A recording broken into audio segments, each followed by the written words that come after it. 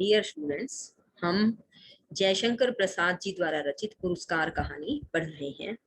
अब तक हमने कहानी में पढ़ा कि कौशल जो देश है वहाँ का वार्षिक उत्सव मनाया जा रहा है और उत्सव में यह होता है कि राजा एक दिन के लिए किसान बनकर खेती करते हैं। प्रजाजन में से किसी का भी खेत उस खेती के लिए चुना जाता है और उसके बाद वह राजा का खेत बन जाता है।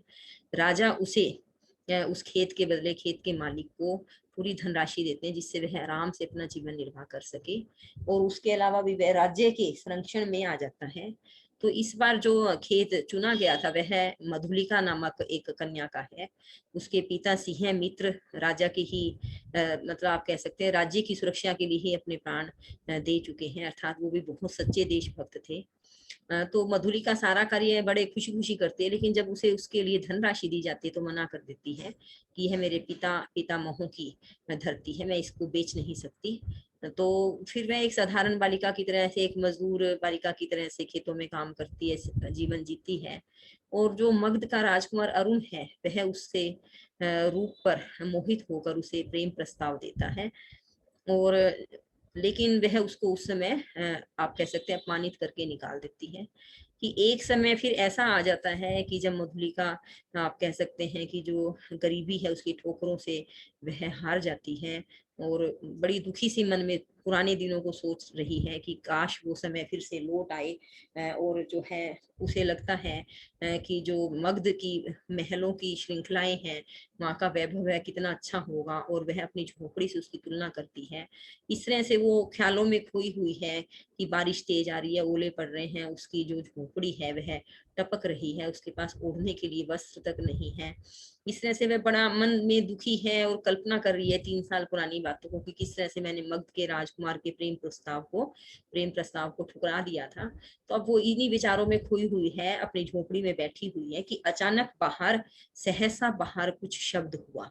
यहाँ तक हमने पढ़ा था, आइए आगे पढ़ते हैं कि कौन है यहाँ। फिर मधुलिका प्रश्न करती है कि यहाँ पर कौन है, तो वो कहती है पथिक को आश्रय चाहिए, कि मैं कोई यात्री हूँ, मुझे आश्रय सहारा चाहिए, रात है। तो मधुलिका ने डंठलों का कपाट खोल दिया, जो उसकी झोंपड़ी थी उसका कपाट खोल दिया। उसने देखा एक पुरुष घोड़े की डोर पकड़े खड़ा है। सहसा वह चिल्ला उठी, राजकुमार। उसने देखा कि जिसके बारे में वो सोच रही थी वो ही जो राजकुमार है वह वहां खड़ा है। और वह चिल्ला उठती है कि राजकुमार आप यहाँ। मधुलिका आश्चर्य से युवक ने कहा। वो देखे दोनों एक दूसरे को जानते हैं, लेकिन कौन आया है और कौन दरवाजा खोल रहा है यह नहीं जानते थे। तो जैसे ही उसने अरुण को देखा, राजकुमार को, तो उसके मुंह से राजकुमार निकला और फिर उसने भी बड़ी हैरानी से बोला मधुलिका। एक क्षण के लिए सन्नाटा छा गया। मधुलिका अपनी कल्पना को सहसा प्रत्यक्ष देख कर चकित हो गई। इतने दिनों के बाद आज फिर उसे बड़ी हैरानी होती है कि आज फिर आप इतने दिनों के बाद कैसे आए। अब देखिए, अरुण ने कहा कितना समझाया मैंने, परंतु मधुलिका अपनी दयनीय अवस्था पर संकेत करने देना नहीं चाहती। उसने कहा, और आज आपकी यह क्या दशा है। सिर झुकाकर अरुण ने कहा, मैं मगध का विद्रोही निर्वासित कौशल में जीविका खोजने आया हूँ। कहते कि मुझ पे जो है मगध राज्य में देशद्रोह का जो है आप कह सकते हैं इल्जाम लग गया है और मुझे वहां से वहां से निकाल दिया गया है। मैं कौशल में जीविका खोजने आया हूँ कि मैं अपना जीवन यापन कर सकूं, इस इच्छा से मैं कौशल देश में आया हूँ। मधुलिका उस अंधकार में हंस पड़ी। मगध का विद्रोही राजकुमार का स्वागत करे एक अनाथिनी कृषक बालिका, यह भी एक विडंबना है, तो भी मैं स्वागत के लिए प्रस्तुत हूँ। उसे हंसी सी आ जाती है कि भी मगध का एक विद्रोही राजकुमार है, उसे एक अनाथ कृषक बालिका उसका स्वागत करे, यह एक विधाता की कैसी विडंबना है। पर कहती कि चलो मैं फिर भी तुम्हारे स्वागत के लिए प्रस्तुत हूँ। शीतकाल की निस्तब्ध का अर्थ है चुप, जहाँ किसी भी तरह का कोई शोर नहीं है। रजनी का अर्थ है रात। कुहरे अर्थात धुंध पड़ी हुई है, धुली हुई चांदनी, हाड़ कपा देने वाला समीर। तो भी अरुण और मधुलिका दोनों पहाड़ी गहवर के द्वार पर वट वृक्ष के नीचे बैठे हुए बातें कर रहे हैं। पहाड़ी कोई गुफा आदि है, उसके द्वार पर वट वृक्ष है, बरगद का पेड़ है, उसके नीचे बैठकर बातें कर रहे हैं। मधुलिका की वाणी में उत्साह था, किंतु अरुण जैसे अत्यंत सावधान होकर बोलता है। मधुलिका जो थी वो पुरानी जैसे बातें भूल करके उत्साह में खुशी से बात कर रही थी, पर अरुण जो था बड़े सावधान होकर बोल रहा था। मधुलिका ने पूछा, जब तुम इतनी विपन्न अवस्था में हो तो फिर इतने सैनिकों को साथ रखने की क्या आवश्यकता है? उससे पूछते, विपन्न का अर्थ है गरीब, जब तुम इतनी गरीबी की हालत में हो तो इतने सैनिकों को साथ क्यों रखते हो? मधुलिका, बाहुबल ही तो वीरों की आजीविका है, ये मेरे जीवन मरण के साथी हैं, भला मैं इन्हें कैसे छोड़ देता, और करता ही क्या? क्यों हम लोग परिश्रम से कमाते और खाते, अब तो तुम भूल न करो मैं अपने बाहुबल पर भरोसा रखता करता हूँ, नए राज्य की स्थापना कर सकता हूँ, निराश क्यों हो जाऊं? और उनके शब्दों में कंपन था, वह जैसे कुछ कहना चाहता था पर कह नहीं सकता था। देखिए, वो एक राजकुमार है, योद्धा है, वह कृषक बालिका, उसको लगता है कि हम श्रम करके जीवन यापन कर सकते हैं, मेहनती है। जबकि राजकुमार अरुण का क्या सोचना है कि वो एक नया राज्य स्थापित कर सकता है। वो मतलब इसमें यह दिखा रहे हैं कि अरुण मधुलिका को कुछ नई बात, कुछ अलग से कहना चाहता है, लेकिन कह नहीं पा रहा है। क्या कहते हैं, भूल नहीं करो मैं अपने बाहुबल पर भरोसा करता हूँ। नवीना, जब तुम्हारा उत्साह तो कम नहीं, भला कैसे, कोई ढंग बताओ तो मैं भी कल्पना का आनंद ले लूं। कहते कि ऐसा कैसे हो सकता है, तुम्हारे अंदर उत्साह बहुत ज्यादा है, बता तो दो तुम करना क्या चाहते हो? कल्पना का आनंद नहीं मधुलिका, मैं तुम्हें राजरानी के सम्मान में सिंहासन पर बिठाऊंगा, तुम अपने छिने हुए खेत की चिंता करके भयभीत न हो। एक क्षण में सरल मधुलिका के मन में प्रमाद का अंधड़ बहने लगा, द्वंद मच गया, उसने सहसा कहा, मैं सचमुच आज तक तुम्हारी प्रतीक्षा करती थी राजकुमार। मतलब अब वो उसके प्रेम को स्वीकार कर रही है, वो ये कहना चाहती है,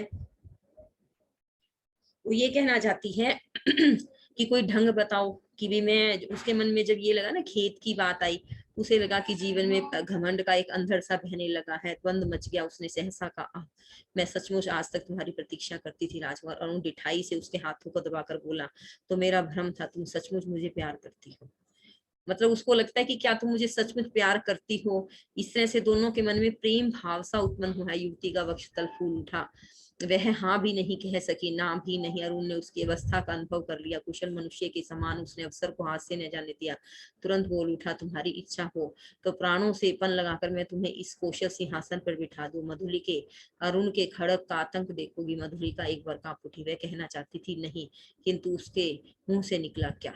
मतलब वो कहता है कि अब अरुण जो है उसे बगावत करना सिखाता है कि मैं कौशल के राज पर तुम्हें बिठा सकता हूँ, मेरे अंदर इतनी वो है, तुम मेरी खड़ग का मतलब मेरी तलवार का आतंक देखोगी, यह इतनी तेज चलती है।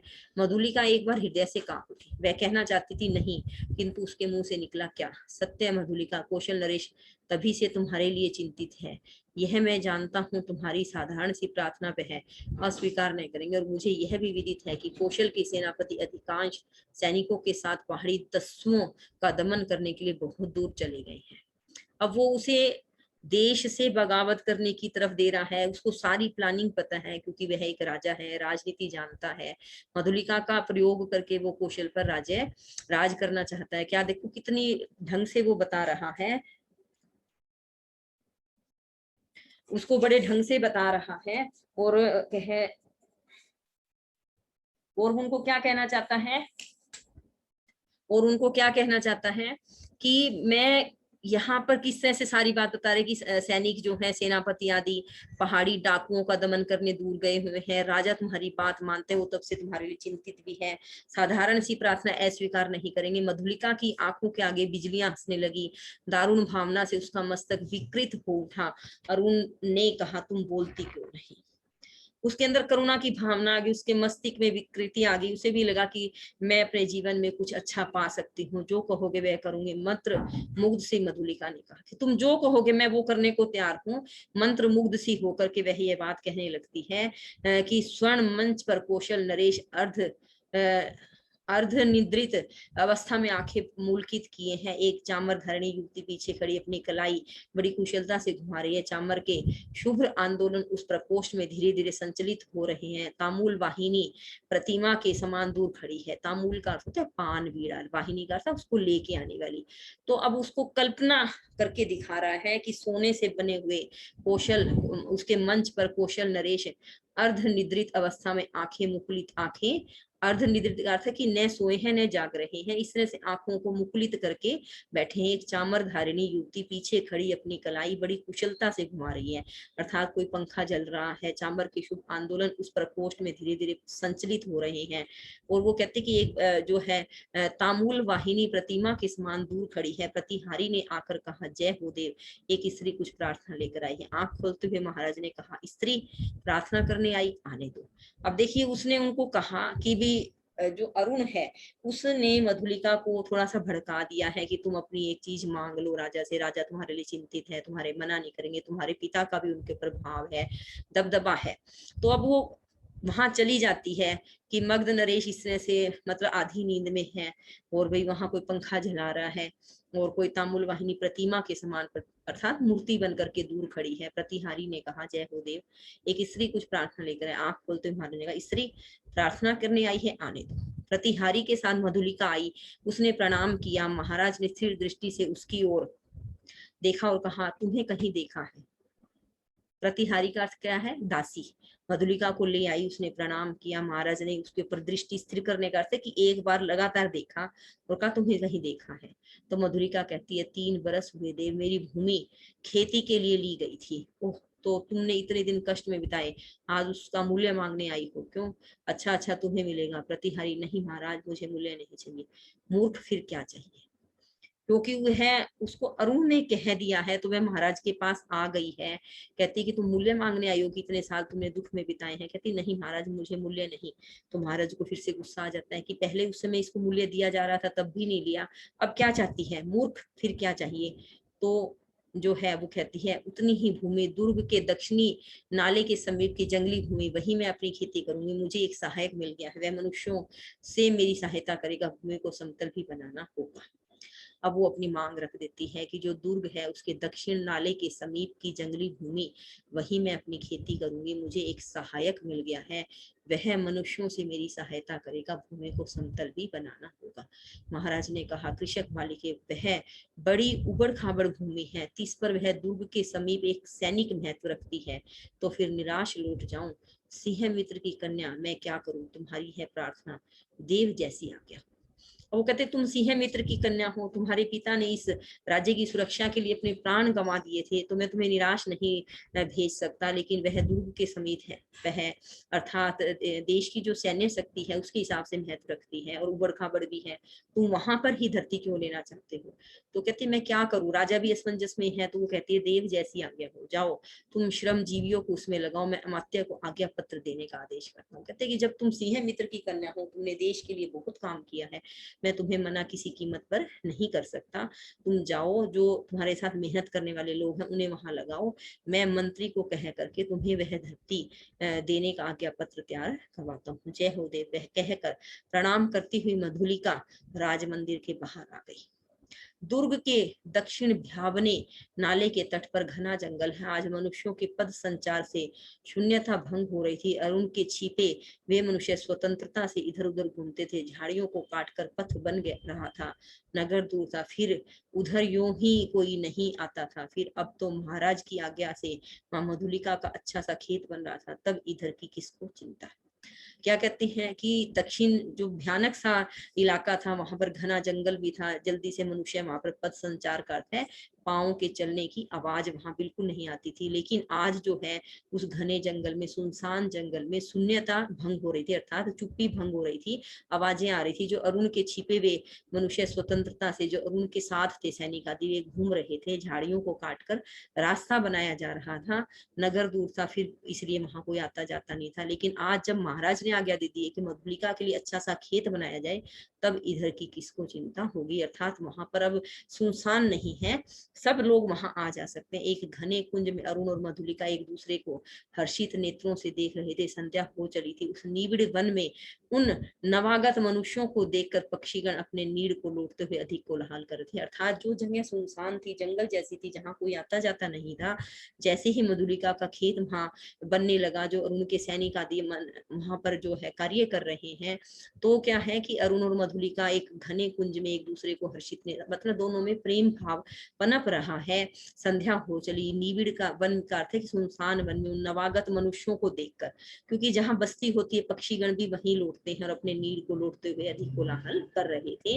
इस तरह से आपने कहानी में पढ़ा कि एक नया सा मोड़ आ गया है, जहां मधुलिका अपने जीवन के बारे में, अपने दुखी जीवन के बारे में सोचती है और कल्पना करती है अरुण के बारे में कि वो उसके सामने आ जाता है। और अरुण मधुलिका को देखकर ऐसे लगता है कि जैसे मेरे भी सारे सपने पूरे हो सकते हैं।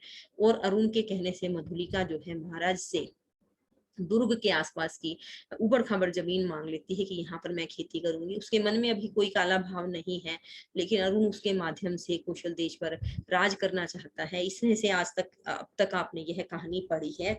और अब जो है मैं आपको अनम्यूट करूंगी बेटा, अगर किसी बच्चे का कोई प्रश्न है तो वह पूछ सकता है। आज हम यहीं तक पढ़ेंगे और कल जो है इससे आगे मैं आपको पढ़ाऊंगी।